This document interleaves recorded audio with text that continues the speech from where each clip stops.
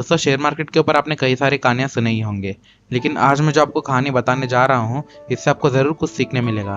और आखिर में मैं आपको शेयर मार्केट के ऊपर एक ऐसा टिप दूंगा जिसे आप फॉलो करके फाइनेंशियली ग्रो कर सकते हैं। इसलिए वीडियो को बिना स्किप किए पूरा देखना। तो चलिए लेट्स बिगिन। ये कहानी है महाराष्ट्र के छोटे से गांव अमलनेर की, जहाँ पे मोहम्मद अनवर अहमद उनके 3 भाई और पिता के साथ मिलके उनके खेत में काम करते थे।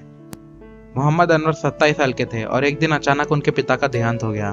तो सारे भाइयों ने मिलकर डिसाइड किया कि ये जो जमीन है उसे बेच देंगे और उससे जितना भी पैसा आएगा उसे चारों में बराबर से बांट देंगे। कुछ समय बाद जब वो जमीन 80,000 में बिका तो इस हिसाब से अनवर के पास आए 20,000 रुपए। अब जैसे कि अनवर एक शादीशुदा इंसान था तो उसे अपने फ्यूचर के बारे में सोचना था। तो एक दिन अनवर चाय की दुकान पर बैठे बैठे सोच रहे थे कि उन्हें ये पैसों को कहाँ इन्वेस्ट करना चाहिए, और उतने में उनकी मुलाकात एक बॉम्बे स्टॉक ब्रोकर से हुई जो यहाँ पे विप्रो कंपनी के शेयर्स खरीदने आए थे। और इन्होंने अनवर को कहाँ से कहाँ तक पहुंचा दिया वो आपको थोड़ी देर में पता चलेगा। कंफ्यूजन क्लियर करने दोस्तों, विप्रो कंपनी का शुरुआत 1945 में अमलनेर गांव में ही हुआ था, और इस गांव में विप्रो कंपनी के बहुत सारे वर्कर्स और स्टेक होल्डर्स भी थे।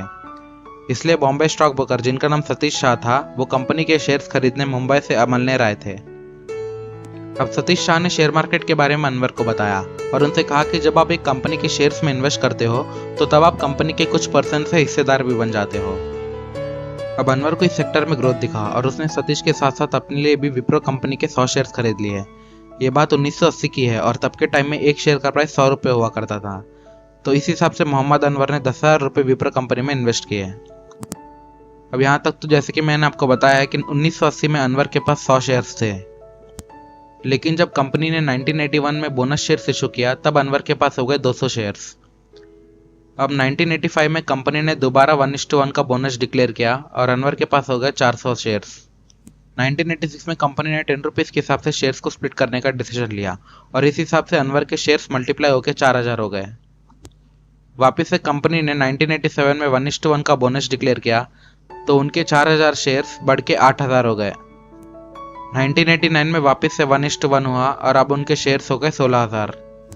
और ऐसे ही 1992 और 1995 में 1:1 करने के बाद अनवर के शेयर्स मल्टीप्लाई होकर 64,000 हो गए। 1997 में दोबारा विप्रो कंपनी ने 2:1 का बोनस डिक्लेयर किया और इस बार उनके शेयर्स बढ़कर 1,92,000 हो गए। अब 1986 की तरह 1999 में भी कंपनी ने 2 रुपीज़ के हिसाब से शेयर स्प्लिट करने का फैसला लिया, तो इस हिसाब से अनवर के शेयर्स होगा 9,60,000। फिर 2004 में 2:1 करने के बाद उनके शेयर्स काउंट हो गए 28,80,000। 2005 में 1:1 का बोनस डिक्लेयर किया गया और अनवर के शेयर्स इस बार बढ़कर हो गए 57,60,000। ऐसे ही बोनस डिक्लेयर करते करते रिसेंट 2019 के बोनस के बाद अनवर के पास हो गए 2,56,00,000 शेयर्स।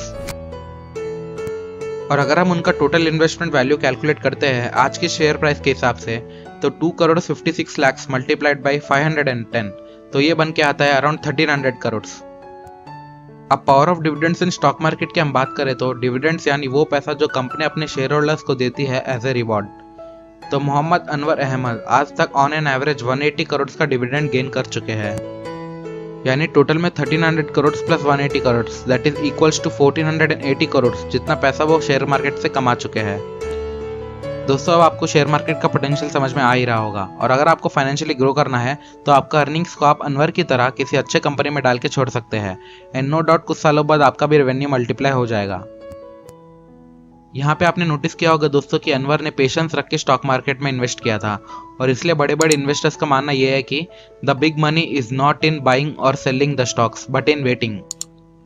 तो दोस्तों, आज के लिए बस इतना ही। अगर आपको हमारे वीडियो से कुछ सीखने मिला तो इसे अपने फ्रेंड्स एंड फैमिलीज के साथ शेयर करना ना भूलें।